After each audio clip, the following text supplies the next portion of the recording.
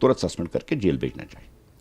PDP के senior रहनुमा Ghulam Nabi loan हांजुरा ने न्यूज़ 18 से गुफ्तगू करते हुए कहा कि हम इन धमकियों की मजम्मत करते हैं जो कश्मीरी पंडितों को मिलिटेंटों से मिल रही है। इंतजामिया का अव्वलीन फर्ज है कि वो इन पंडितों को मुकम्मल तहफ़्फ़ुज़ फराहम करे। उन्होंने कहा कि बीजेपी दावा कर रही है कि वादी में हालात मामूल पर हैं, लेकिन जिस तरह से कश्मीरी पंडितों और गैर मकामी लोगों की टारगेट किलिंग हो रही है, इससे पता चलता है कि हालात को मामूल पर आने में वक्त लगेगा।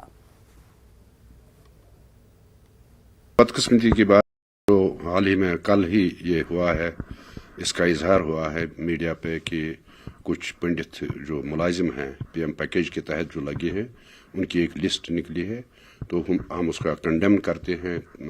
पूरी हमारी जमात पीडीपी उसका कंडेम करते हैं। लेकिन ये हम कहना चाहते हैं कि 6 महीने से ये पंडित जो मुलाजिमीन हैं ये जम्मू में धरना पर बैठे हैं। इन्होंने कहा है कि जो यहाँ टारगेट किलिंग्स हो गई, इनकी 4-5 पंडित भाइयों की टारगेट किलिंग्स हो गई, तो उसके बाद वो चाहते थे कि रिलोकेशन हमारी हो जाए। तो 6 महीने से वो बैठे हैं धरने पे, लेकिन कोई पूछने वाला नहीं है। एक तरफ बीजेपी वाले कहते हैं कि यहाँ हालात ठीक हो गए हैं, दफा 370-35 से हटाने के बाद यहाँ नॉर्मल हालात हैं।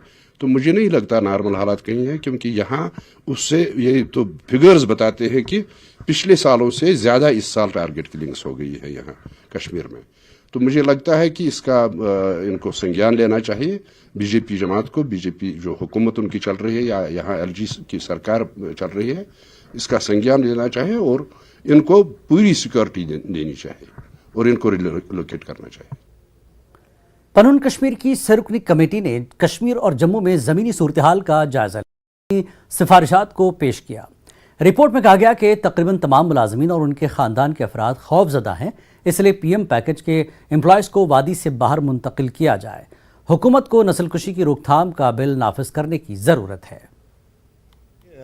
2019 के बाद 370 के और 35 के हटाने के बाद काफ़ी उम्मीदें थी कि अब कश्मीर में हालात सुधरेंगे और कई पहलुओं में सुधरे भी, मगर पाकिस्तान ने और आईएसआई ने अपनी स्ट्रेटजी चेंज करके सॉफ्ट टारगेट्स अपनाने मारने शुरू कर दिए, और जिसमें सबसे पहला नाम रहा कश्मीरी पंडितों का। तो तकरीबन 33% जो सिविल किलिंग हुई वो माइनॉरिटी कम्युनिटीज़ की हुई हैं।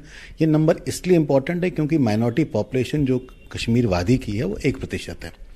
इसके अलावा जो पीएम पैकेज एम्प्लॉयज़ हैं जो कश्मीर में पोस्टेड हैं, उन पे अटैक निरंतर हुए। उसमें दीपक चंद पे हुए, सुपेंद्र कौर पे हुए, राहुल भट्ट पे हुए, तो काफ़ी एम्प्लॉयज़ पे अटैक हुए और एक डर का माहौल फैल गया। निरंतर हत्याओं के बाद जो पीएम पैकेज एम्प्लॉयज़ थे वो काफ़ी लोग जम्मू चले गए और उनकी तनख्वाहें रोक दी गई, और सरकार का निरंतर प्रयास रहा कि उन्हें वापस कश्मीर लाया जाए। और कहीं ना कहीं समाज में एक सोच थी कि ये सही समय नहीं है, तो एक बड़ा न्यूट्रल माइंड लेकर हम कश्मीर में गए ताकि हम हालात समझें, और वो उन कश्मीरियों से भी मिले 30 साल पहले 1990 के पलायन में नहीं गए जिन्होंने कश्मीर में रहना पसंद किया और समझने का प्रयास किया कि आज उनकी मनोदशा क्या है, आज उनकी मानसिक स्थिति क्या है। और इसको लेकर हम काफ़ी वर्ग के लोगों से मिले, हम एम्प्लॉयज़ से मिले पीएम पैकेज के, हम कश्मीर में रह रहे कश्मीरी पंडितों से मिले, हम उन लोगों से मिले जो कश्मीर में नॉन पीएम पैकेज में नौकरी कर रहे हैं, चाहे प्राइवेट कर रहे हैं या सेक्रेटरीट में कर रहे हैं, उन सब से मिले और समझने का प्रयास किया कि उनकी मनोदशा क्या है। कोई भी इस समय अपने आप को सुरक्षित नहीं महसूस कर रहा है। सवेरे ऑफिस जाते हुए डरता है, बच्चा स्कूल जाता है तो डरता है, बीवी सब्जी लेने जाती है तो डरती है। तो एक डर का माहौल तो बिल्कुल है।